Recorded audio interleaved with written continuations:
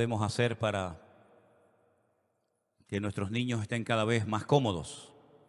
Además, hay hermanas que tienen en perspectiva ser madres en breve, otras que están embarazadas que a lo mejor no lo saben esta tarde, y otras que darían lo que fuera por estar embarazadas esta tarde, ¿no? Sea como sea, damos gracias al Señor, porque cuando la familia crece, cuando la barca ya no da más capacidad, hay que ampliar, ¿no? Así que vamos a ver cómo podemos hacer. Gloria a Dios. Tenemos a un Dios que en todas partes de la tierra se adora, se lee su palabra y se le honra. Pero no en todas las partes veo que los cristianos son iguales. Esa es la pura realidad. Los cristianos aquí son diferentes en cuanto a su forma de expresarse, su forma de servir al Señor, diferentes a los hermanos de, no sé, de Colombia, de Ecuador, de Venezuela, de Perú, de Estados Unidos, donde sea. Pero la gran ventaja que tenemos, que independientemente del carácter y de la forma de ser de cada uno, unos son más abiertos, unos son más extrovertidos, otros son más conservadores. La gran ventaja, ya digo, que tenemos es que el Señor nos acepta y nos ama a todos por igual. ¿Cuántos dicen amén? Pero me gustaría decir algo antes de entrar directamente en la materia del mensaje, y es que deja que Dios piense por ti. No estés tú pensando lo que puede ser, lo que puede suceder. Deja que Dios piense por ti. Les pongo un pequeño ejemplo. Cuando el hijo pródigo quiso retornar al hogar del padre, para él era suficiente que el padre lo aceptara y lo hiciera como un jornalero más. Que no hubiera diferencia entre los trabajadores del campo que él tenía y él como hijo. Ese era su pensamiento. Con eso él se conformaba. Pero si me permiten, dice la Biblia que nuestros pensamientos son mucho más bajos que los pensamientos de Dios. Él tiene pensamientos de paz y tiene otro tipo de planes para tu vida y para la mía. Así que no estés pensando lo que vas a hacer con tu vida, sino deja que Dios piense por ti y que Dios decida por ti. Porque el Padre dijo, mira, hay un anillo que te está esperando, hay un becerro gordo que vamos a matarlo porque vamos a hacer hoy una fiesta, hay un vestido nuevo para ti, ¿verdad? Hay un zapatos nuevos para tu vida y hoy vamos a tirar la casa por la ventana. Es decir, fíjense que lo que el hijo quería no coincidía en nada con lo que el padre había planeado para él.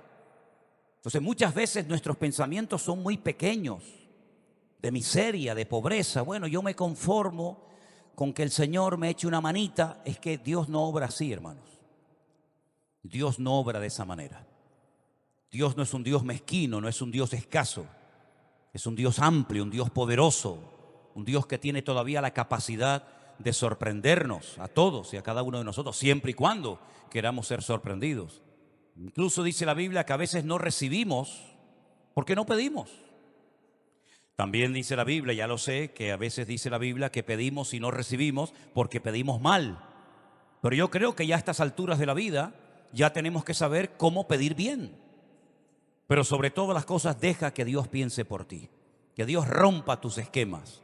No te acomodes a una situación como que ya esto es lo que hay, ya no hay más y bueno, esto es lo que me tocó. Eso es lo que tú dices, eso es lo que tú muchas veces confiesas y piensas. Pero aquí el que tiene la última palabra siempre tiene que ser nuestro Dios. Amén, hermanos. Porque vamos a ver hoy que una de las características de nuestro Señor Jesucristo es que es un rey legítimo. Por eso tenemos en nuestras Biblias una genealogía muy interesante en Mateo capítulo 1, y hablando de genealogías, en ese árbol genealógico de los antepasados de Cristo aparecen 4 mujeres. La primera de ellas, Tamar. La segunda, Rahab. La tercera, Ruth. Y la cuarta, Betsabé. 4 hermanas, no se pierdan el culto del jueves. 4 hermanas van a estar hablando el jueves aquí en este mismo púlpito de estas 4 mujeres. Le he pedido a 4 mujeres de la iglesia que el jueves cada una de ellas hable de una de estas mujeres mencionadas en Mateo capítulo 1 en la genealogía de nuestro Señor Jesucristo. Bueno, tuvieron sus defectos, cometieron sus pecados, pero fueron mujeres que se dejaron tratar y usar por el Señor en un momento puntual de sus vidas. Si nosotros estudiamos la Biblia desde el principio, nos vamos a dar cuenta de que Dios siempre anheló establecer su reino en la tierra, entre nosotros. Jesús dijo en su primer mensaje, cuando se dio a conocer al público, el reino de Dios o el reino de los cielos, es lo mismo, se ha acercado a vosotros. Arrepentíos, les llama al arrepentimiento, porque el reino de Dios se ha acercado a vosotros. Ustedes no se han acercado al reino de Dios, al gobierno, a la soberanía de Dios. Soy yo, como rey de ese reino, el que me acerco a ustedes. Y para poder formar parte de este reino, para poder estar bajo la cobertura de este reino, de este rey, ustedes tienen que dar un paso muy importante, que es el de arrepentirse y convertirse, para que de esa manera puedan ser dignos de entrar a formar parte de este reino que yo vengo a reinar. Ahora, sabemos que en la primera venida de Cristo, la Biblia habla de 2 apariciones, de 2 venidas.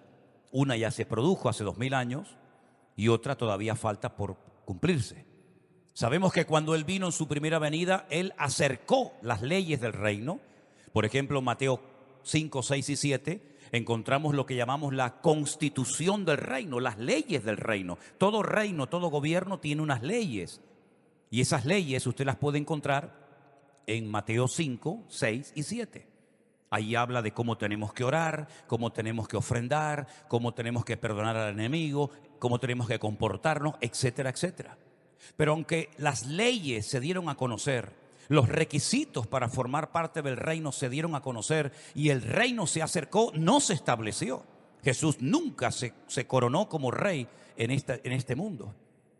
Pero sabemos que cuando Él venga en su segunda venida, entonces Él no va a venir como un siervo sufriente, sino Él va a venir como un rey, el rey de todos los reyes de la tierra y como el Señor de todos los señores y dominios del mundo.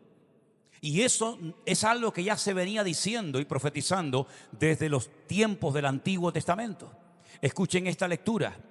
Miraba yo en la visión de la noche, es Daniel el que está hablando, él tuvo una visión y dice, yo miraba en la visión durante la noche y he aquí con las nubes del cielo venía uno como un hijo de hombre, que vino hasta el anciano de días y le hicieron acercarse delante de él. Y le fue dado, escuchen, dominio, gloria y reino, para que todos los pueblos, naciones y lenguas le sirvieran. Su dominio es dominio eterno, que nunca pasará, y su reino uno que no será destruido. Sabemos que Nabucodonosor en el capítulo 2 de Daniel tuvo un sueño donde vio una imagen que estaba formado por 4 materiales diferentes. Cada uno de esos materiales representa a un imperio que se levantaría a lo largo de la historia y que tendría mucho que ver con el pueblo de Dios, con el pueblo de Israel.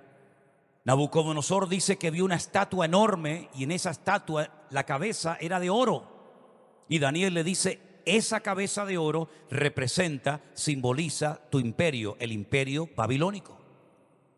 Pero tu imperio caerá, desaparecerá en algún momento de la historia y se levantará otro imperio.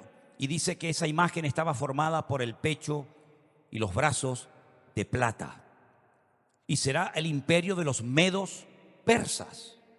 Pero ese imperio, aunque va a vencer al tuyo y va a durar durante un tiempo, también tarde o temprano desaparecerá, caerá y se borrará su memoria. Y se levantará un tercer imperio que estaba representado por el bronce del vientre y los muslos.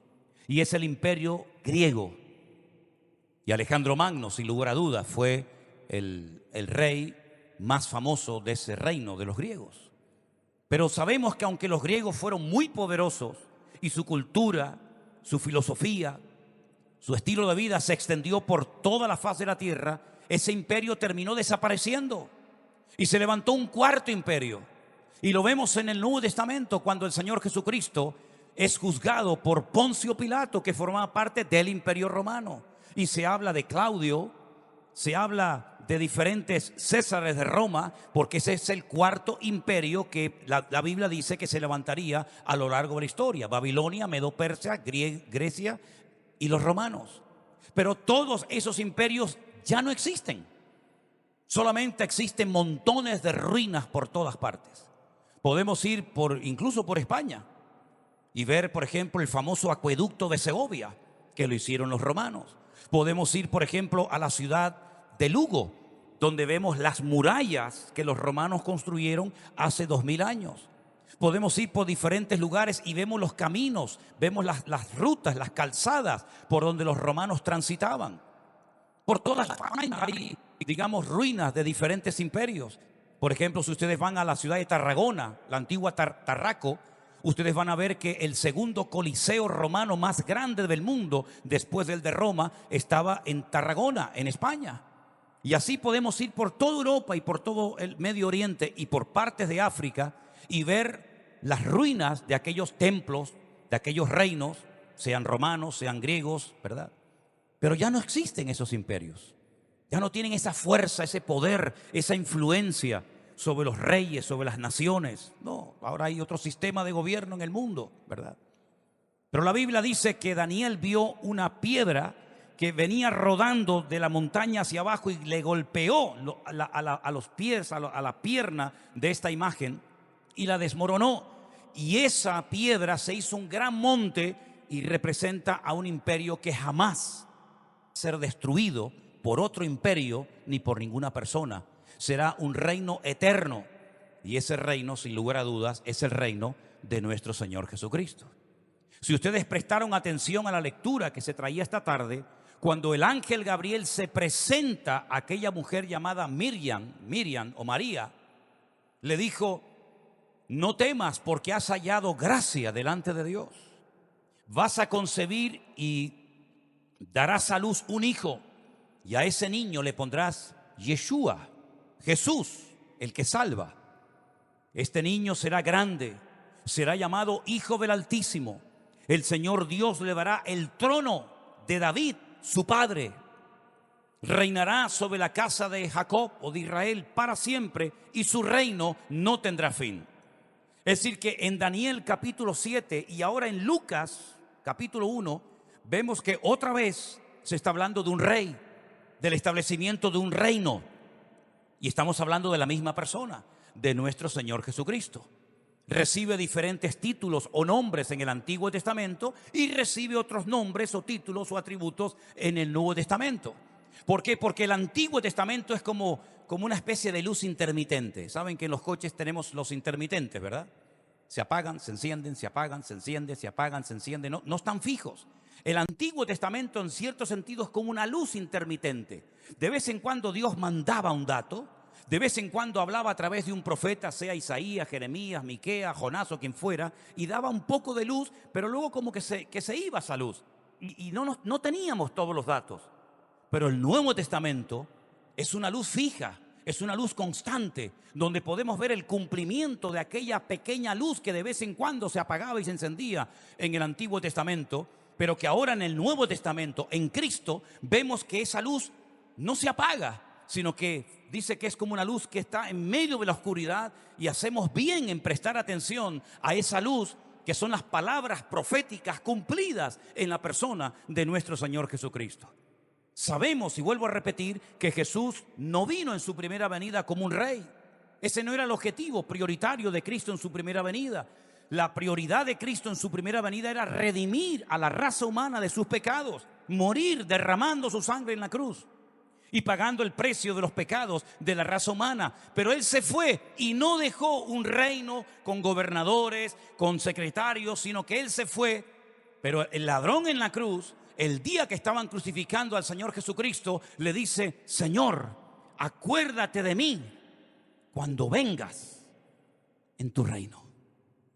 Porque él reconoció en ese momento que el que estaban crucificando en aquel lugar era el rey de los judíos, el rey de reyes y señor de los señores en forma humana, encarnado, humanado, pero que volvería otra vez a este mundo no cargando una cruz, no con una corona de espinas sobre su cabeza, sino que vendría como un rey triunfante y glorioso, y vendría a establecer, no simplemente a acercar, sino a establecer su reino.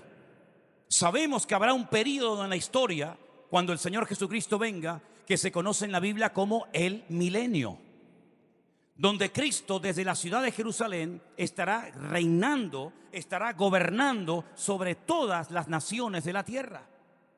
Eso es un pequeño botón de muestra, una pequeña referencia de cómo empieza el reino, pero cómo toda la eternidad hace que ese reino se mantenga y perdure en el espacio y en el tiempo.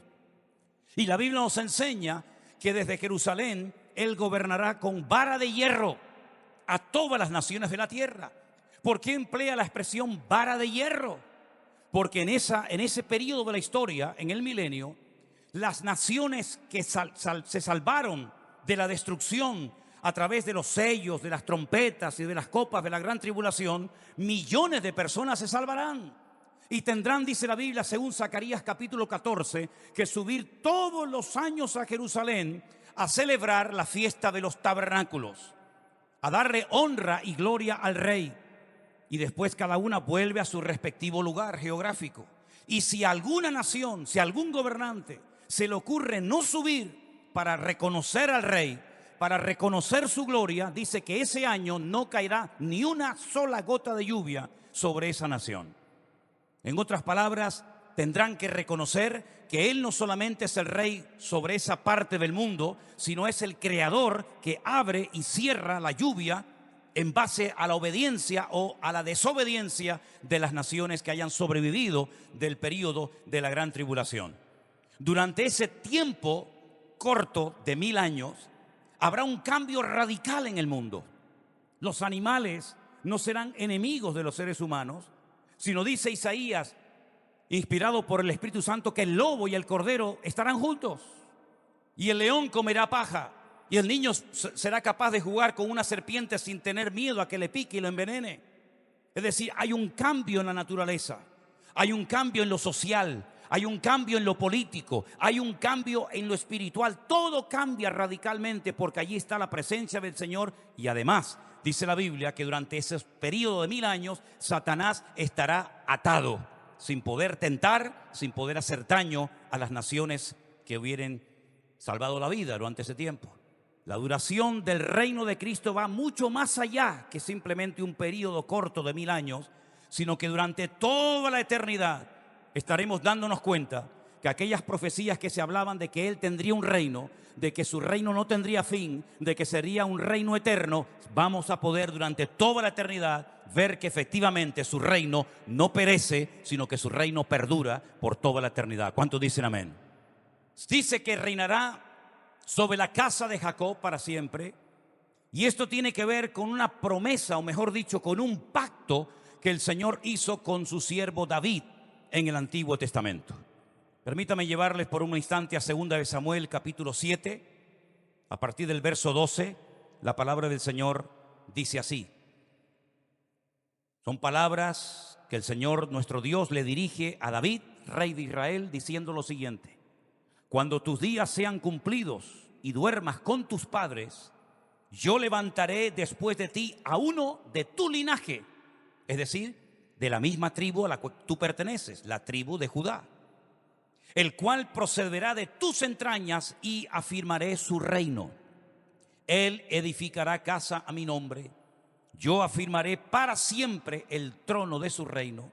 Yo seré a él padre y él me será a mí hijo. Si él hiciere mal, yo le castigaré con vara de hombres y con azotes de hijos de hombres. Pero mi misericordia no se apartará de él como aparté de Saúl, al cual quité delante de mí. Estas son palabras que tienen que ver con el hijo que le iban a hacer con Salomón. Pero fíjense lo que el Señor le dice en ese pacto que hace con David. Y será afirmada tu casa, tu reino para siempre delante de tu rostro y tu trono. El Señor le dice que le va a edificar casa, que tendrá un reino, que tendrá un trono y que nunca jamás será destruido. Efectivamente, no solamente con Salomón se cumplió parte de ese pacto, parte de esa profecía, sino que sabemos que el Señor Jesucristo, como descendiente de la tribu de Judá, la única tribu que podía producir reyes, la de Leví, que producía sacerdotes, pero la tribu de Judá producía reyes. Y el Señor Jesucristo, tanto por parte paterna como por parte materna, Mateo 1, Lucas 3, Él puede demostrar que Él es el rey legítimo al trono de David, su padre. Cuando se habla de que David era su padre, se refiere en cuanto a identificación. No es algo literal. Es como cuando el Señor dijo, hijos de desobediencia, hijos del trueno. Bueno, pues ahora cuando dice que Jesús, el Señor Jesucristo, es hijo de David, se refiere que es un descendiente de la tribu de Judá y, como repito, como legítimo heredero, Él viene a cumplir el pacto en su totalidad que el Señor hizo con David.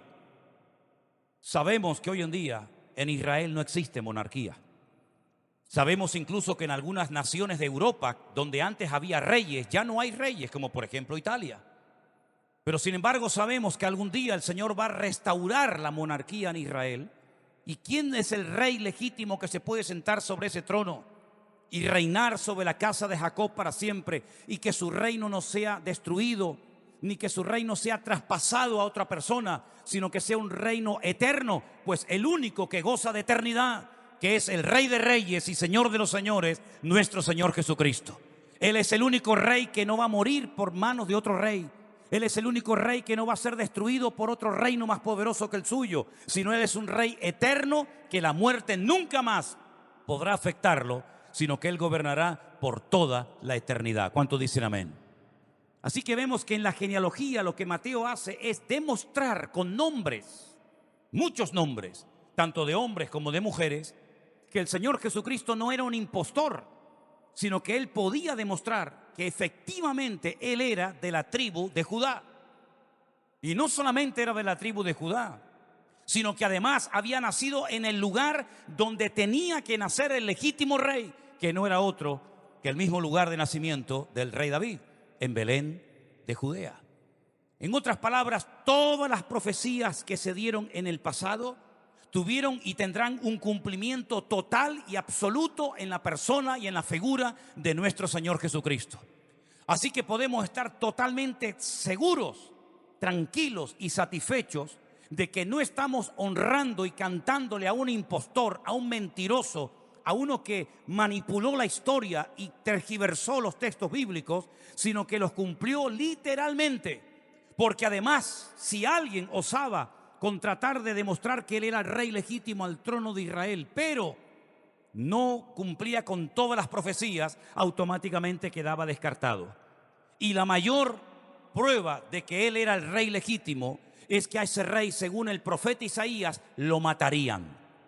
Lo matarían de una forma terrible, cruel, injusta, pero lo matarían. Pero dice que al final vería el fruto de su aflicción y quedaría satisfecho. ¿Cuándo quedó satisfecho y cuándo vio el Señor el fruto de tantos latigazos, de tanta humillación, de tanto dolor y de todo el tiempo de la crucifixión? ¿Cuándo el Señor pudo decir, por fin estoy satisfecho? Cuando el Padre lo resucitó al tercer día, el Señor Jesucristo quedó ante la historia como no solamente el verdadero Rey, sino como el verdadero Mesías, al cual honramos, adoramos por los siglos de los siglos. Amén. Porque no hay nadie más digno y nadie más merecedor de honra y de gloria que nuestro Señor Jesús. Por lo tanto, Juan, cuando escribe una de sus cartas, dice, nosotros estamos en el verdadero. ¿Cuántos dicen amén? Gente se puede equivocar creyendo que este era el verdadero y equivocarse. ¿Cuánta gente se ha equivocado por meterse en una secta destructiva, creyendo que ese hombre, creyendo que esas enseñanzas, creyendo que esas prácticas eran las correctas, las que iban a poder llenar el vacío profundo de sus corazones, y se llevaron tremendos desengaños? Hace muchos años leí en una revista un artículo que hablaba acerca de las cosas que pueden producir el hecho de salir de una secta después de tantos años de servicio, de entrega, de sacrificio, etcétera, etcétera. El autor de este artículo decía que hay gente que sale, que logran salir, gracias a Dios, de alguna secta peligrosa o destructiva, o llámele usted como quiera, que optan por no querer saber nunca nada más de nada que tenga que ver con el mundo espiritual. Llámese Dios, llámese iglesia, llámese Biblia, llámese pastor, llámese como se llame. No quieren saber nada. Se llevan una desilusión, un palo, un desengaño tan grande que no quieren saber nada ni de nadie.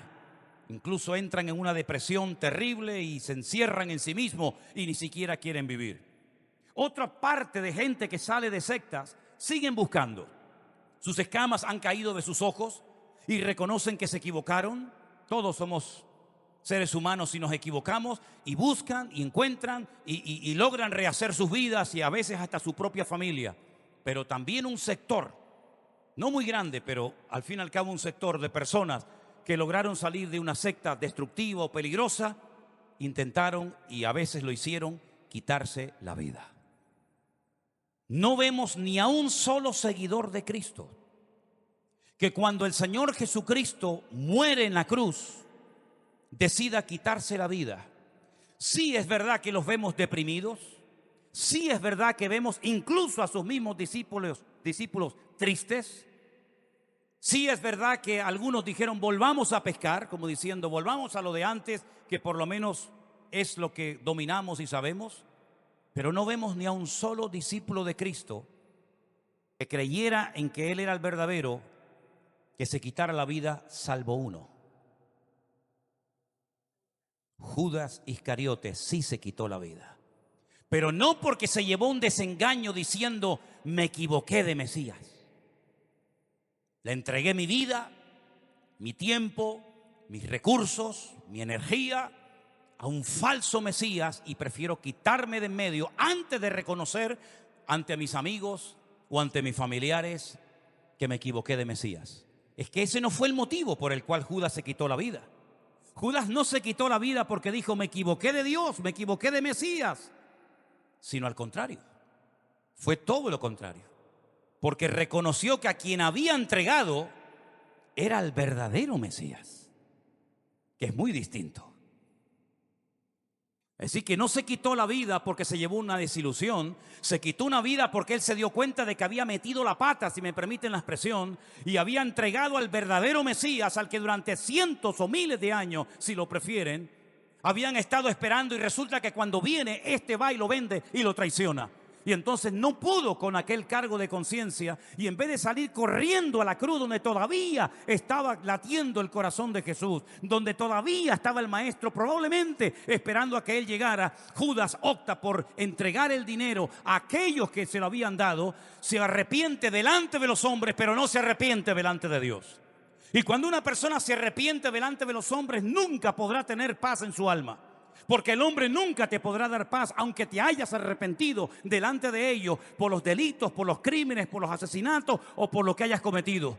Pero cuando tú te arrepientes delante de que Él te puede perdonar, la paz de Cristo que sobrepasa todo entendimiento humano viene a tu corazón de noche y de día. Y no importa lo que hayas hecho, no importa los errores que hayas cometido, la paz de Cristo gobierna tu alma, transforma tu corazón, llena tu mente. Y entonces puedes decir como Pedro, Señor, tú sabes que yo te amo a pesar de mis errores. Y eso es lo que el Señor quiere hacer en la vida de todos y cada uno de nosotros. Darnos la oportunidad de nacer de nuevo. Aleluya.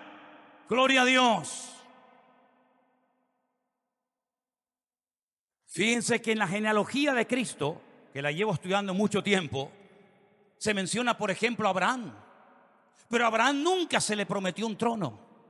A Abraham nunca se le prometió un reino. A Abraham se le prometió descendencia. Tu descendencia será como las estrellas del cielo y como la arena del desierto. Se le prometió una tierra física, un país, Israel. Y se le prometió que naciones saldrían de él. Las tres cosas que Dios le prometió a Abraham: una tierra, descendencia y naciones saldrían. Y sabemos que a través de Ismael y a través de Isaac, todas esas promesas que Dios les hizo en una forma de pacto se han cumplido. Pero sin embargo a David lo que se le promete, como dije antes, es un reino eterno. Lo que se le promete es un trono Y lo que se le promete es que uno que saldrá de sus lomos, un descendiente suyo, gobernaría sobre toda la casa de Israel para siempre y su reino no tendría fin. Si nosotros vemos todos los reyes de Judá, porque como bien saben ustedes, Israel, el país se dividió a raíz de Roboán, el hijo de Salomón, se divide el reino, se forman como si fueran dos países, norte contra sur. El norte se llama Israel, la capital va a ser Siquén, va a ser Samaria, ¿verdad? Y el reino del sur, la capital va a seguir siendo Jerusalén, se van a llamar Judá, de ahí viene el nombre judíos, israelitas. Pelean unos contra otros. Todos los reyes del norte fueron terribles, malísimos, no hay uno que escape. En el sur solamente hubieron 5 buenos, todos los demás fueron un desastre. Solamente 5 buenos. Pero todos murieron. Por muy bueno que fuera Josías, por muy buenos que fueran otros reyes como Josafat, etc., todos murieron y el reino fue totalmente destruido.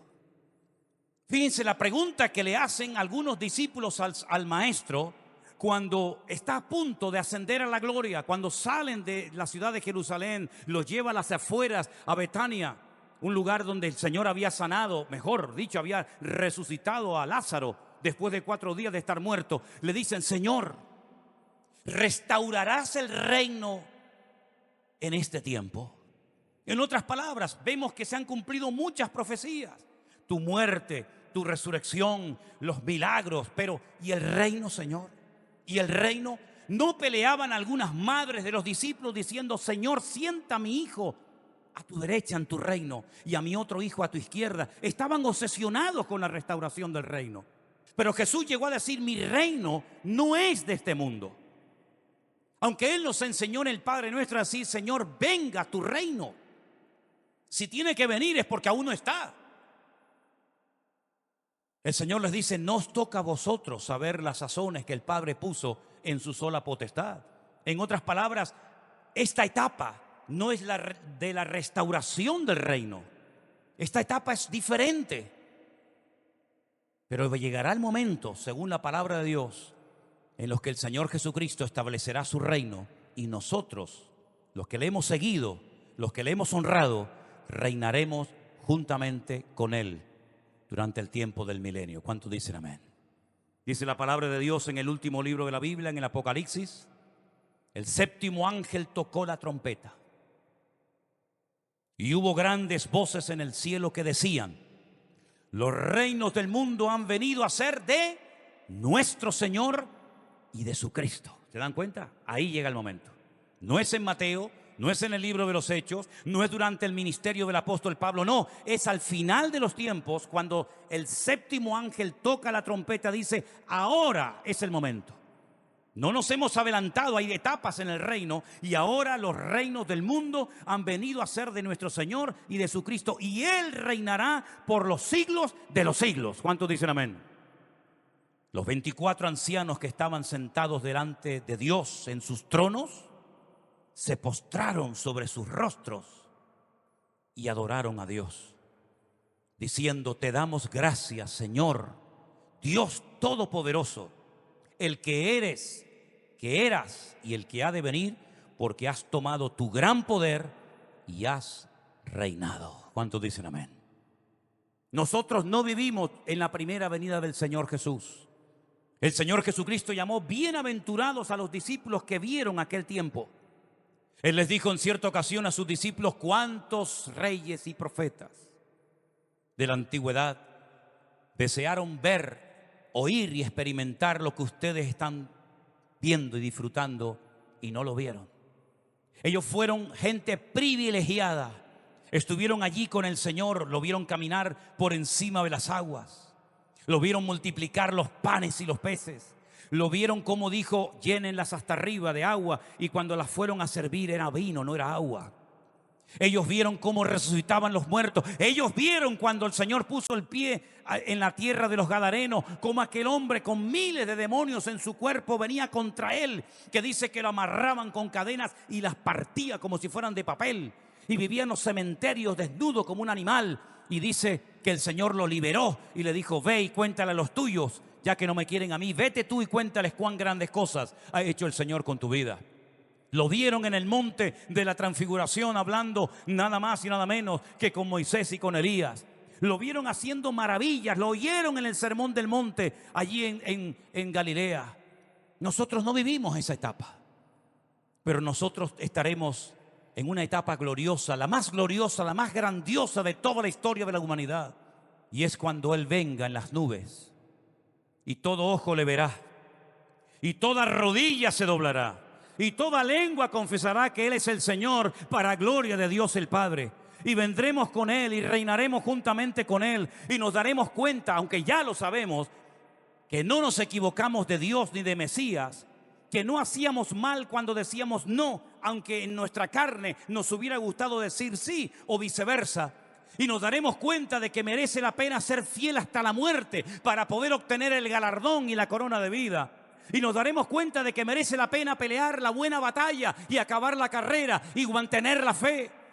Y nos daremos cuenta, aunque ya lo sabemos, que merece la pena cada mañana ponerse el yelmo de la salvación y la coraza, aleluya, de la justicia y la espada del Espíritu y el escudo de la fe y el apresto del Evangelio. Nos daremos cuenta de que mereció la pena ir en contra de la corriente y ser insultados, criticados, torturados o matados, porque nos damos cuenta de que merece la pena dar la vida por nuestro Señor Jesucristo, porque si Él la dio por nosotros, ya sea que vivamos o que muramos, somos del Señor. ¿Cuántos dicen amén?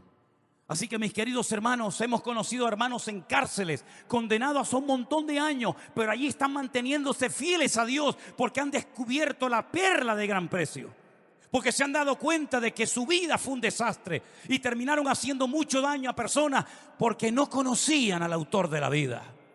Pero cuando conocimos al autor de la vida, cuando nuestros pecados fueron perdonados, cuando nuestra alma fue saciada por su presencia como ese verdadero pan de vida, nos dimos cuenta de que, ¿qué dejamos por Él?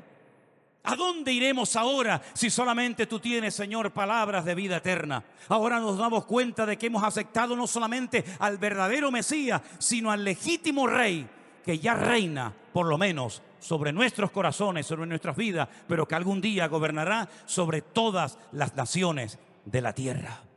Y todos aquellos que le rechazaron, y todos aquellos que se burlaron de Él, y todos aquellos que hicieron leyes perversas y malignas para ir en contra de lo establecido por el Señor en su palabra, se arrepentirán y se darán cuenta de que Dios nunca jamás ha perdido ninguna batalla, sino que el Señor siempre gana todo, porque el Señor siempre tendrá la última palabra en la historia de la tierra. ¿Cuántos dicen amén?